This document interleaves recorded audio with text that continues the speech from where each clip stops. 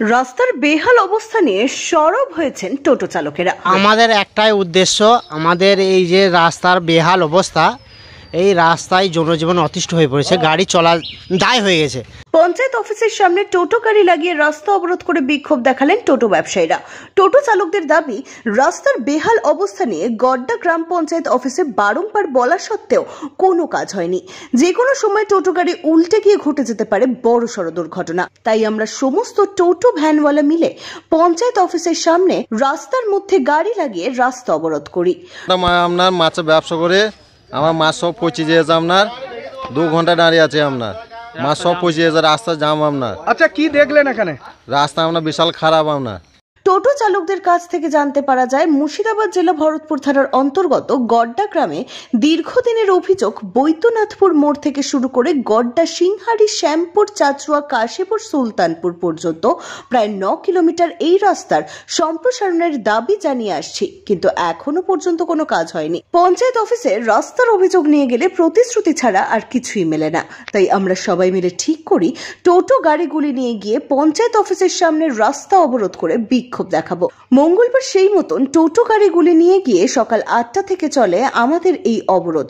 ঘটনাস্থল থেকে খবর পেয়ে ঘটনাস্থলে ছুটে আসেন ভরতপুর থানার ভারপ্রাপ্ত ওসি শিবনাথ মণ্ডল। তার কাছ থেকে আশ্বাস পেয়ে সকাল 10টার সময় এই অবরোধ উঠে যায়। তবে টোটোওয়ালাদের একাংশের দাবি, এই রাস্তার সম্প্রসারণের কাজ যদি দ্রুত না হয় তাহলে এর থেকে বৃহৎ আন্দোলনে সামিল হব আমরা। এই নিয়ে কে কি বলছেন দেখুন বিজ্ঞাপনের পর। আপনার মনের মতো সাইকেল কিনতে আজকেই আসুন স্মার্ট সাইকেলে। স্মার্ট সাইকেল নিয়ে আসলো দুর্দান্ত সব অফার। এছাড়াও রয়েছে যে কোনো সাইকেলের ওপর আকর্ষণীয় ছাড়, নিত্য নতুন সাইকেলের বিপুল সম্ভার। স্মার্ট সাইকেল, তাই দেরি না করে আজকেই আসুন স্মার্ট সাইকেলে। আমাদের ঠিকানা সালার কাজীপাড়া, মুর্শিদাবাদ। বন ডেকেছি আমরা এই কারণে, আমাদের রাস্তার পরিস্থিতি এত খারাপ, 1 টাকা রোজগারের জন্য আমাদের 1000 টাকা গাড়িতে খরচা হয়েছে। আবার পাল্টি খেলি পারে গাড়িতে, মানুষের মনে করে হাড় গোড় সব ভেঙে যাবে, তাহলে সেই জরিমানা আমাদের লাগবে। রাস্তাতে মানুষ চলার সাথে গাড়ি কি চালাবো আমরা, এই জন্য আমরা বন্ধ রেখেছি। একবারে বৈদ্যনাথপুর থেকে আমরা কাশীপুর পর্যন্ত, সুদিনপুর ঘাট পর্যন্ত, কাশীপুর তারপরে গড্ডা অঞ্চল গোটা মানুষ পায়ে হেঁটে চলার সাথে গাড়ি কি চালাবো। আচ্ছা, কি নাম আপনার? আমার নাম জান্টু শেখ। কোথায় বাড়ি? কাশীপুর।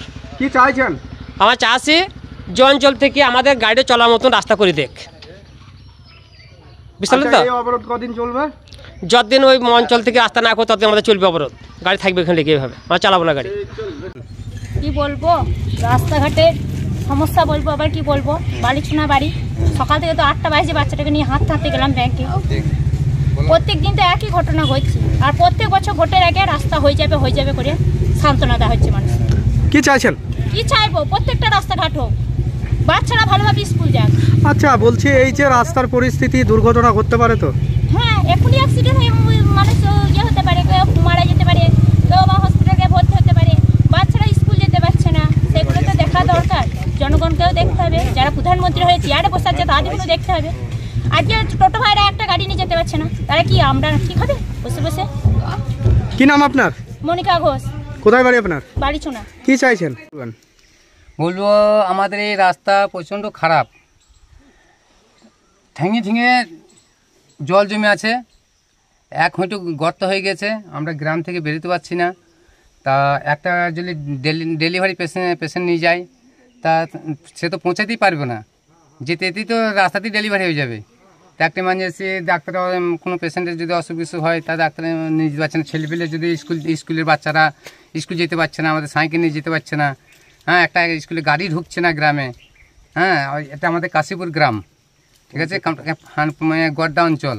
পঞ্চায়েতের কোনো ব্যবস্থাই নিচ্ছে না, প্রধান মেম্বার কোনো ব্যবস্থা নিচ্ছে না, ঠিক আছে। আজকে আমরা পথ অবরোধ করেছিলাম, সেই পথ অবরোধে বড়বাবু এসে আমাদের, ভরতপুর বড়বাবু এসে আমাদের বলে গেল যে এরকম তোমরা এখন যাও, আমরা ব্যবস্থা করছি।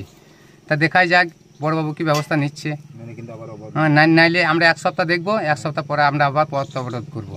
কি নাম আপনার? আমার নাম সুকান্ত ঘোষ। কি করেন আপনি? টোটো চালাই। টোটোওয়ালারা অবরোধ করেছে, কি আর বলবো, আমরা তো অপ্রাণ চেষ্টা করছি, ঠিক আছে, এই কাজটা করার জন্য। আজকে 2 বছর ধরে তো লেগে আছি এই কাজের পেছনে। তা আমরা জেলাতে কাগজ পাঠিয়েছি, দেখা যাক কি বলে। আচ্ছা, কি আশ্বাস দিলেন ওনাদেরকে? ওনাদের কিন্তু একটাই বলার নির্দেশ আমার, যে আমি কাজটা তো করছি, করার জন্য তো আমরা তো লিখেছি, সব মেম্বার মিলে আছি। আমরা গিয়েছিলাম জেলাতে, সেখানেও আমরা কাগজ জমা দিয়েছি।